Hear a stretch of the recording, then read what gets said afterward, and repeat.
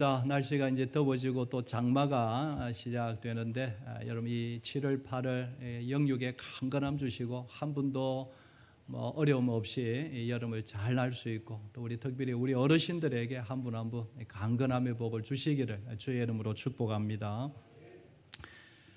오늘 은혜의 공동체라는 제목으로 우리 하나님의 뜻을 우리 살펴보고자 합니다. 은혜라는 말은 우리가 가장 많이 듣고 또 많이 사용하는 말 중에 하나일 것입니다. 이 성경에 나오는 이 은혜의 의미는 받을 자격이 없는 자에게 주시는 큰 호의, 이런 뜻이죠. 그러니까 단순한 호의가 아니라 자격이 없는 자에게 그냥 주시는 놀라운 구원의 선물, 구원의 은혜, 그것을 하나님의 은혜, 사랑이라고 말을 하죠. 그래서 성경은 성도들을 향하여 값없는 구원을 받은 은혜의 사람들이다라고 말을 하는 것이죠. 또한 우리 교회를 향하여 이런 사람들이 모인 은혜의 공동체라고 그렇게 부름이 사실 맞죠. 요한복음 1장을 보면 이 은혜가 어디에서 나왔는가 분명한 출처가 나옵니다. 우리가 다 그의 충만한 데서 받으니 은혜 위에 은혜르라. 율법은 모세로 말미암아 주어진 것이요 은혜와 진리는 예수 그리스도로 말미암아 온 것이라. 은혜와 진리는 예수 그리스도로 말미암아 온 것이라. 은혜의 출처가 누구입니까? 예수 그리스도이시죠. 그래서 예배 시간에 목사님들이 마지막에 축도를 할 때에 주 예수 그리스도의 은혜와 이것을 먼저 선포를 합니다. 주 예수 그리스도의 은혜와 하나님의 사랑과 성령의 교통하심이 모든 성도들에게 있을지어다, 그렇게 선포를 하는 것이지요. 그러므로 교회 공동체는 은혜의 공동체입니다. 교회는 오직 하나님의 은혜로 세워지고 은혜로 움직여 나가고 거기에 속한 저와 여러분들의 모든 삶도 하나님의 은혜에 의해서 움직이고 살아가고 있습니다. 지난 6개월도 그렇고 남은 후반기 6개월도 은혜로 살아갈 것입니다. 그렇게 은혜로 살다가 주님 재림하는 그 시간까지 우리 하나님의 교회 공동체는 은혜로 거기까지 가게 될 것입니다. 오늘 본문에서 사도 바울은 동역자 디도에게 하나님의 말씀을 전하면서 교회 공동체를 바로 세우기 위해서는 은혜로 세워가라 라고 그렇게 권면을 하고 있는 것입니다. 그래서 오늘 이 제목으로 하나님 말씀을 한번 살펴보고자 합니다. 첫째로 교회는 하나님의 은혜로 구원받은 공동체입니다. 말씀드린 대로 교회는 은혜로 구원받은 사람들의 모인 공동체입니다. 11절에 보면 모든 사람에게 구원을 주시는 하나님의 은혜가 나타나라고 되어 있습니다. 하나님의 은혜가 나타났다. 이 나타났다는 말이 중요하죠.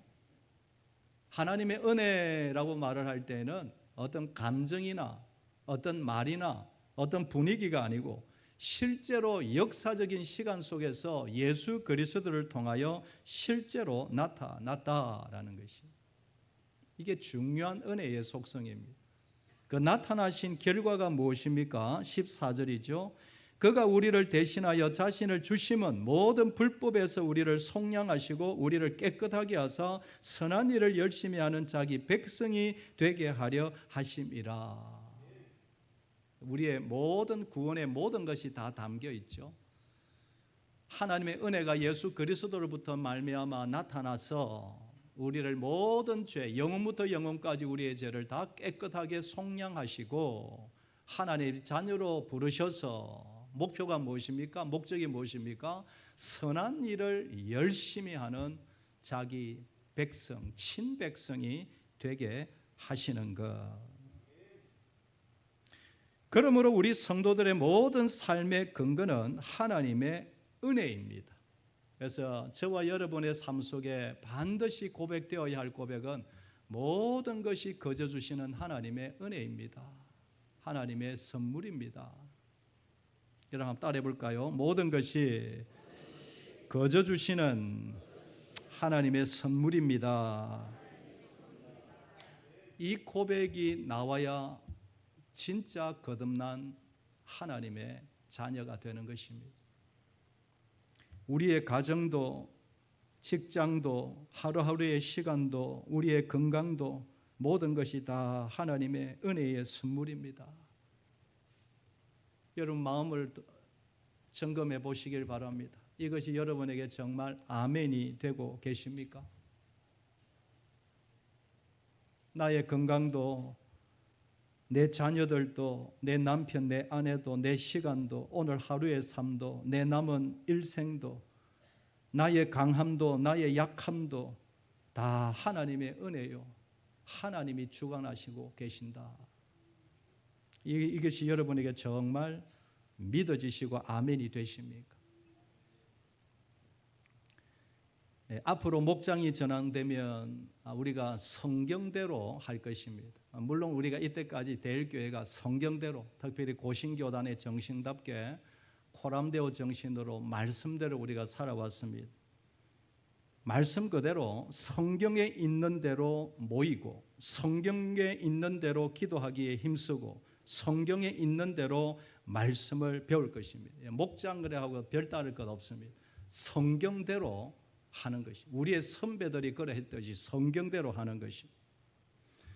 그러면 여러분 앞으로 가장 부딪히는 부분이 제 생각에는 시간이 될 것입니다.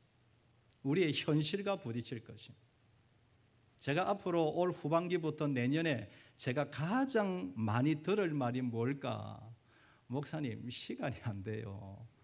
이 말을 내가 많이 들을 것이에요. 제가 한번 몇 번 들을까 한번 예측을 해봅니다. 목사님 시간이 바빠서 안 돼요.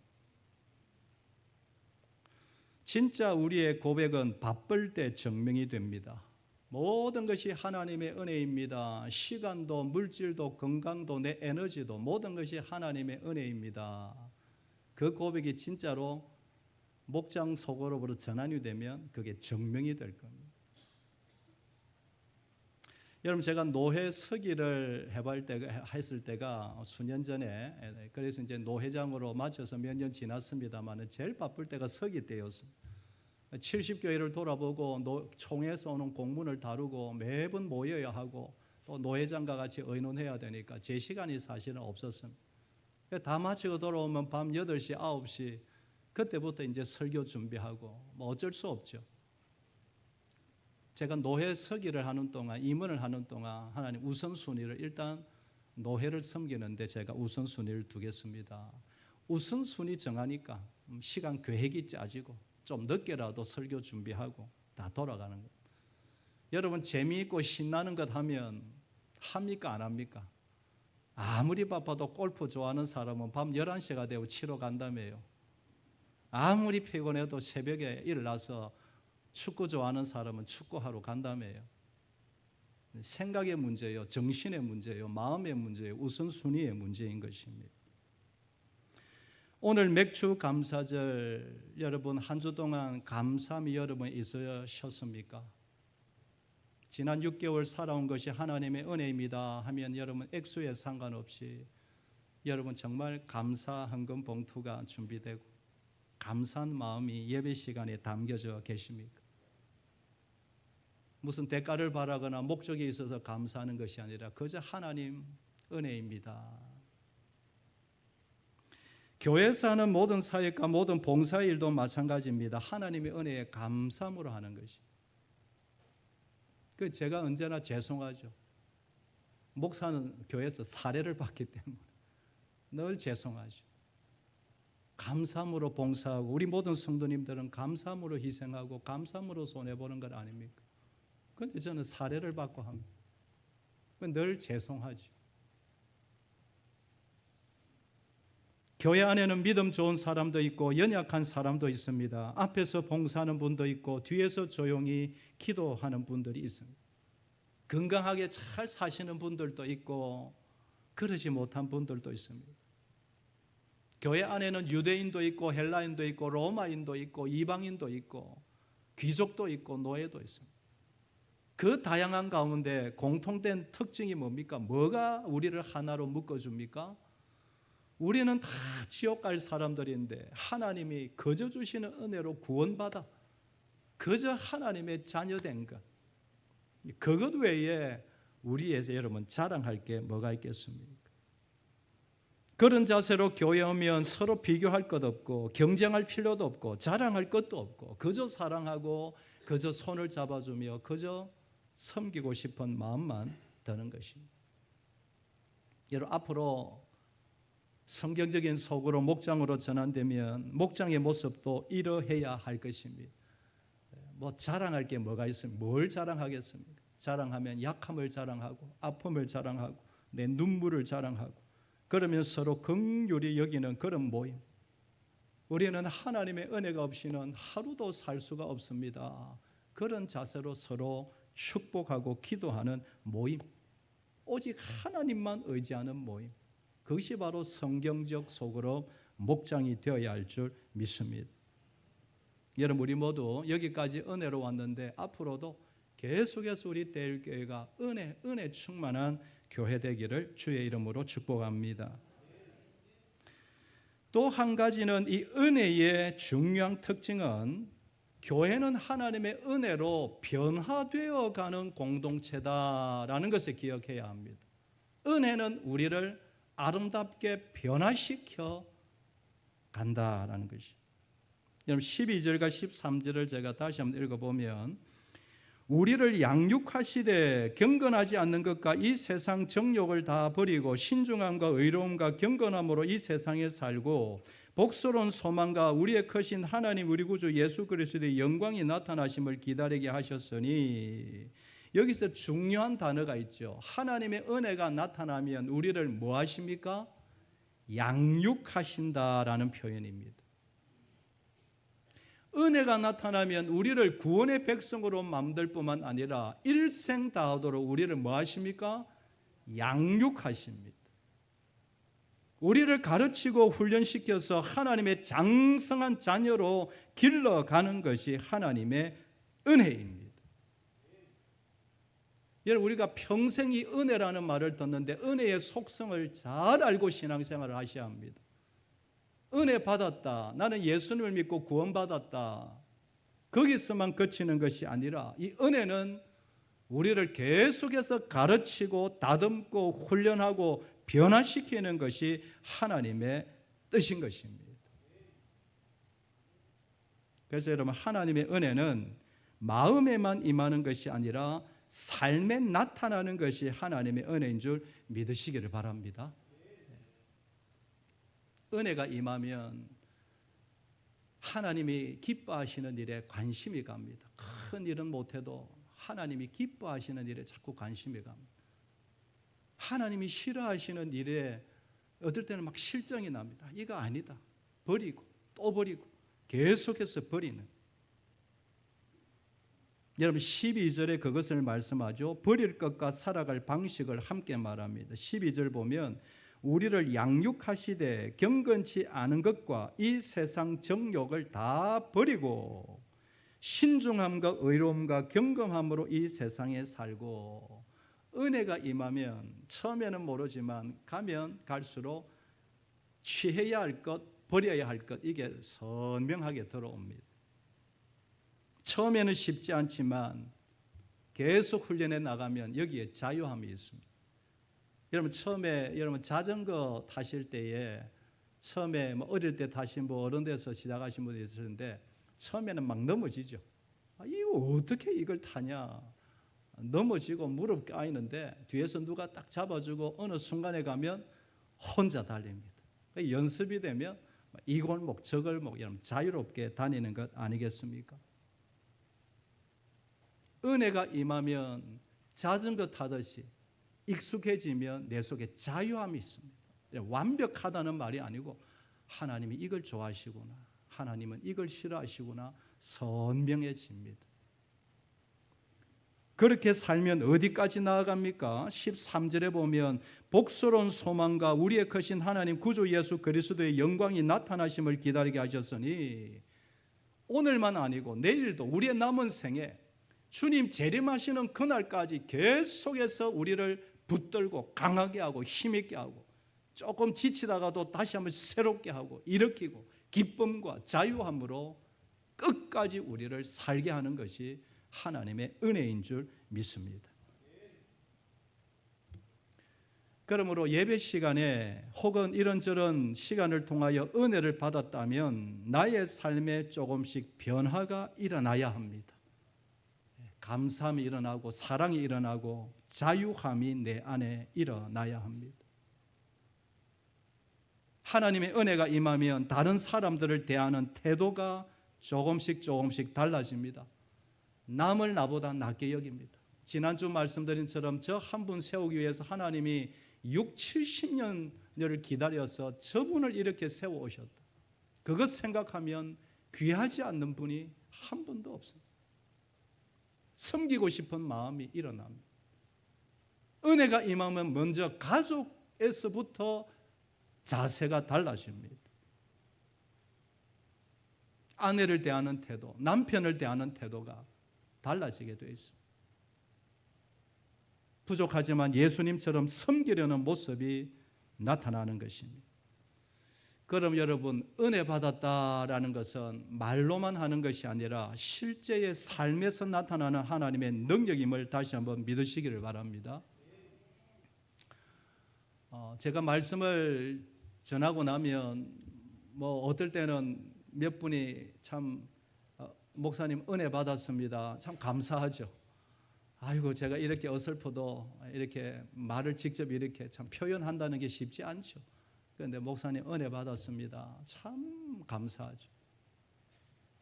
그것도 감사한데 그러나 더 중요한 것은 마음속에 내가 오늘 이 말씀을 받았으니 이 한 주간 내가 이렇게 살겠습니다라는 결심이 있어야 그 은혜 받은 것이지. 그러므로 우리가 평소에 관심 가져야 할 것은 내 삶이 조금씩 어떻게 아름답게 바뀌고 있느냐, 여기에 관심 가져야 합니다. 내 속에 기쁨이 있습니까? 찬송이 있습니까? 감사가 있습니까? 자유함이 있습니까? 섬김이 있습니까? 바뀌어가야 하는 것입니다. 우리가 성경적인 소그룹을 세워야 하는 이유 중에 하나도 이것 때문입니다. 서로의 믿음이 흔들리지 않도록 세워주며 무엇보다도 서로 섬기는 모습을 통하여 배워가는 것입니다. 조금씩 예수님을 닮아가는 것을 목장에서 배우는 것입니다. 그러면서 선한 영향력을 오늘 13절 4절 말씀처럼 선한 일에 열심을 내는 선한 영향력을 끼치는 그것이 목장에서 드러나게 되는 것입니다. 올 초에 우리 권사님 몇 분들이 서울 다운교회라는 곳에 우리 목장 세미나를 다녀오셨는데 그때 저희 아내도 한번 탐방하기 위해서 그 교회에 갔습니다. 그런데 이야기 들어보니까 한 목장에 탐방을 했는데 그 목장은 좀 특별한 목장이었습니다. 자폐 아이들, 자폐 자녀들만 둔 그런 가정이 모이는 목장이었습니다. 자폐증이 심한 아이를 둔 어느 성도 가정에서 어느 날 말씀을 듣다가 하나님의 은혜가 임합니다. 우리도 하나님의 은혜에 뭔가 보답하자, 이런 감동이 일어납니다. 우리가 언제까지 이렇게 우울하게, 이렇게 절망적으로, 이렇게 슬픔에, 이렇게 불평과 원망에 언제까지 이렇게 살 거냐? 우리도 하나님의 은혜에 한번 보답하며 살아보자. 그래서 자신과 비슷한 처지에 있는 가정들을 전도하기를 시작합니다. 병원에 찾아가서 자폐증을 가진 사람들이 보이면 하나님의 사랑을 전하고 전도합니다. 그들을 집에 초청하고 그들과 함께 모이기를 시작합니다. 그렇게 전도하다 보니 자폐증을 가진 그 가정이 9가정이 모인다고 그래요. 한 아이 관리도 힘든데 그 많은 아이들을 데리고 매일 금요일마다 모입니다. 매일 모여서 함께 식사를 나누고 그 아이들과 함께 찬송하고 예배하고 계속해서 그 아이들은 말씀을 가르칩니다. 비록 온전치 못하는 아이들이지만 기도하는 법을 가르치고 찬양을 가르치고 기도를 배우게 하고 예배를 배우게 하고 또 선교사님들을 위하여 선교 기도하는 선교를 배우게 만들고, 제가 그 목장의 이야기를 듣고 참 제가 보지는 않았지만 듣는 순간 눈시울이 붉어졌어요. 참 귀한 가정이다. 세상은 그들을 어떻게 볼지 모르지만 제 눈에는 그곳이 천국이고 오히려 그분들은 저보다 상급이 더 많겠다, 이런 은혜가 되었습니다. 여러분, 그곳이 바로 작은 천국 아니겠습니까?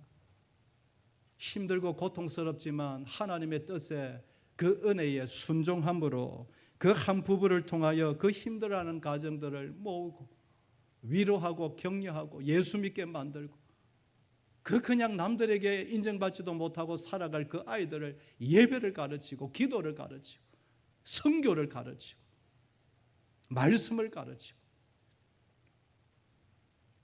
얼마나 선한 영향력이 나타나는지. 여러분, 제가 가보진 않아도 그 목장 때문에 그 교회가 은혜가 넘치겠다.